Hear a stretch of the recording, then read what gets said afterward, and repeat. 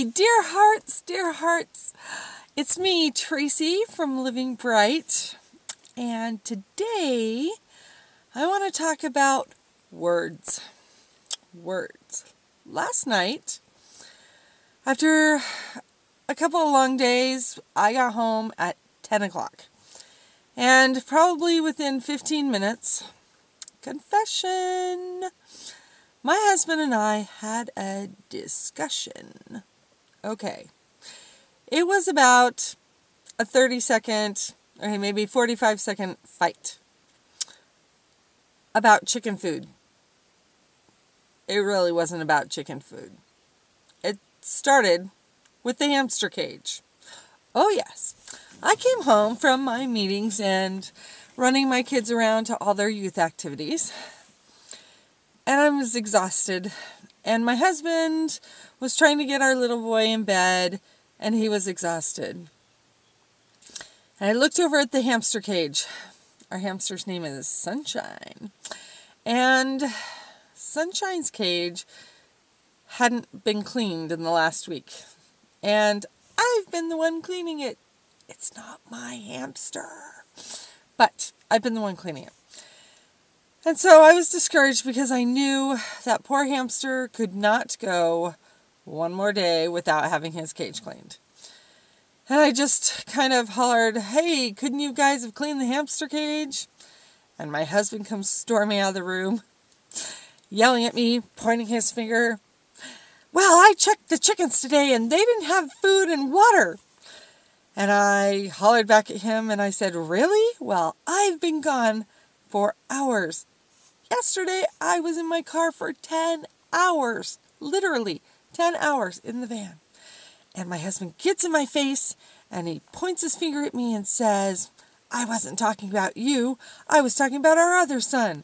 And I turned to him back and I said, "Our other son was in the same car for me for 10 hours yesterday also." And then he stormed off and went to bed. And then I was mad because we had just had an argument about chicken food. Really, it was about us being completely exhausted and about not having enough time the last couple of days to get the basic things done. We've had another daughter with some car problems and lots of activities, and things have just been kind of a little crazy. But guess what? This morning, we're still kind of hurting from the words that we said, even though they were about chicken food and the hamster cage. And I woke up at 4 a.m., which is a full hour after I normally wake up. And the thoughts that were on my heart were about how words have power and how much we hurt each other or uplift each other with the words that we say every single day. Last year, my daughter and son, we homeschool, and we were studying some basic physics. And we had some fabulous experiments with sound. And one, we took a Chladni plate. It's like a metal disc. And we had a violin bow. And when you use the bow against a plate, it shows a pattern with some salt or sand or sugar on the Chladni plate. And so as we created the sound with the bow, it made these different patterns. So that was one experiment we did. And then there was another really fascinating experiment that we did with water.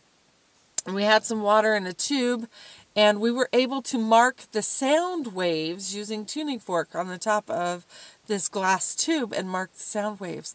Now, sound, our words, are pure vibration.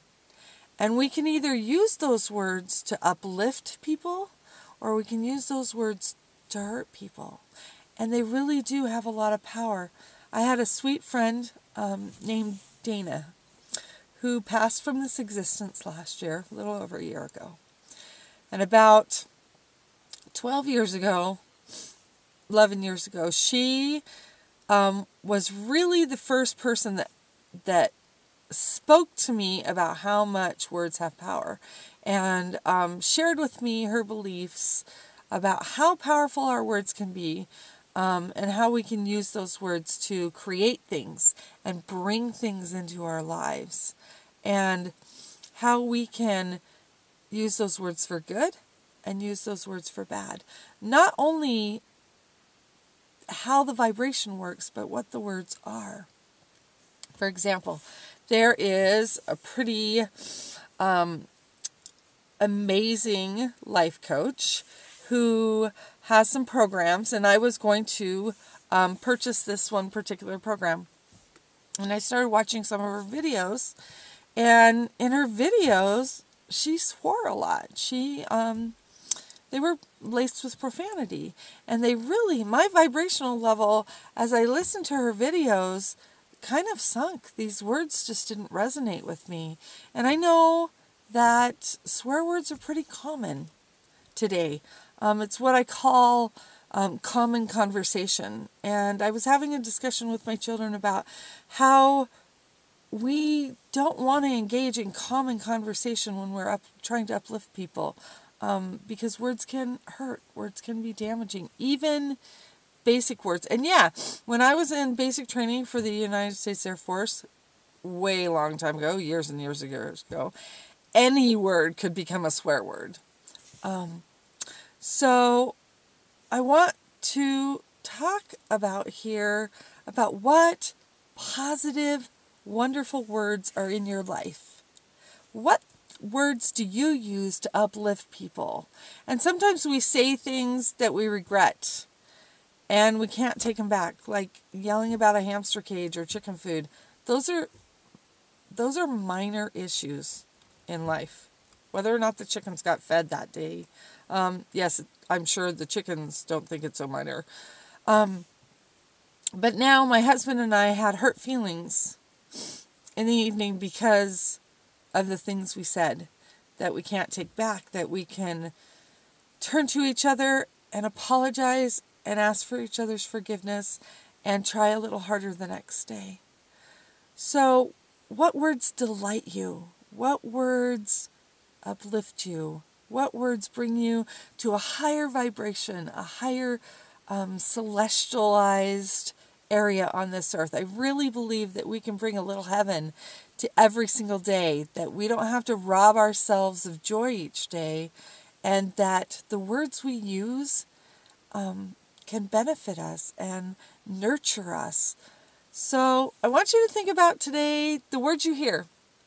The words you hear on the street, the words you hear on the radio, the words you hear from television, the words you say, what your children say, and think about how we can uplift each other more.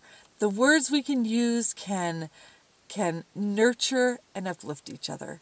So I want to leave that with you with my blessing, and I hope that your day will be filled with things and words, vibrations, energy that uplifts you and makes you feel good. Catch me on livingbright.org, and I will see you soon. Thanks so much for watching.